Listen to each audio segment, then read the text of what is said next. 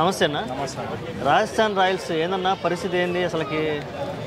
Take ఆఫ్లు బాగానే ఉన్నాయి కానీ ఎందుకు ల్యాండింగ్లు సరిగా ఉండట్లేదు? అదే అన్న, మనం చూసుకుంటే కూడా ఫస్ట్ మ్యాచెస్ సీజన్ ఫస్ట్లో కూడా బాగానే ఆడాను కానీ లాస్ట్ కంటే ఎండింగ్ డెత్ ఓవర్స్కి వచ్చే వరకు వాళ్ళ పర్ఫార్మెన్స్ అంత క్లియర్గా లేదు.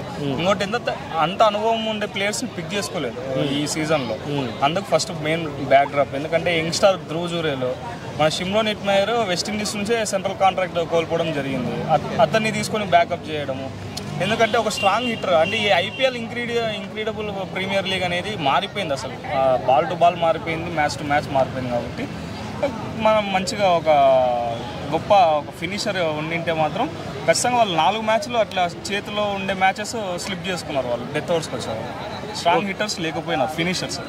అందుకు ఓకే, స్టార్టింగ్ ఓపెనింగ్ బాగా జోడీ మీద నీ అభిప్రాయం? వాళ్ళు ఇంకా బాగా తీసుకెళ్లాలంటావు డీప్గా? లేదంటే వైభవ్ సూర్యవంశీ అయితే మాత్రం మన ఇండియాకు గొప్ప యువరాజ్ సింగ్ అంటే అట్లా ఆ స్థాయి పేరుని తెచ్చుకునే ప్లేయర్ అయితే కనిపిస్తున్నాడు అన్న. ఆ స్కిల్ ఉంది, ఆ టాలెంట్ ఉంది. ఏమంటే కొంచెం ఉడుకురక్తం అంటే నేనేదో ప్రూవ్ చేయాలి, అందరికీ ప్రూవ్ చేసుకోవాలి అనే దానిలో షార్ట్స్ ఆడుతున్నాడు తప్పితే తనకంటూ కొంచెం మన బీసీఐ తన మీద ఫోకస్ పెడితే మాత్రం ఖచ్చితంగా ఒక యువరాజ్ సింగ్, ఒక సేవాగ్, మనకి T20 ఎట్లా ఇన్నింగ్స్ మొదలు పెట్టేవాళ్ళో అట్లా ఖచ్చితంగా వైభవ్ సూర్యవంశీ అయితే కనిపిస్తున్నాడు. జైస్వాల్ మనకు తెలిసిందే గొప్ప ప్లేయర్ అయిపోయింది కూడా ఆల్రెడీ. ఎందుకంటే మన హోమ్లో కాకుండా అదర్ కంట్రీస్ పోయి అబ్రాడ్స్ కూడా పోయి వాళ్ళ పిచ్చెస్ మీద సెంచరీలు కొట్టడము, పెద్ద పెద్ద లెజెండ్స్ మన ఆండర్సన్ని కూడా హ్యాట్రిక్ 6లు కొట్టడము టెస్ట్లో ఇట్లాంటివి చూసాం. కాబట్టి రాజస్థాన్ రాయల్స్కి ఓపెనింగ్ పేరు పిచ్చ ఫామ్ ఉంది. సంజు శాంసన్ కూడా అంత పూర్తి స్థాయిలో పర్ఫార్మెన్స్ ఇంకా ఈ ఐపీఎల్ 2025లో కనపడలేదు.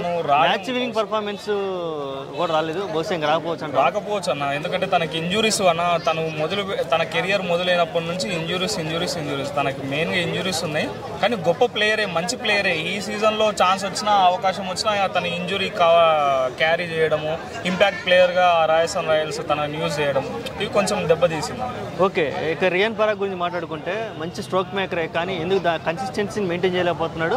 మ్యాచ్ విన్నింగ్ తీసుకెళ్ళలేకపోతున్నాడు అన్న. తనకి ఫస్ట్ ఓవర్ కాన్ఫిడెన్స్ ఎక్కువ ఉంది.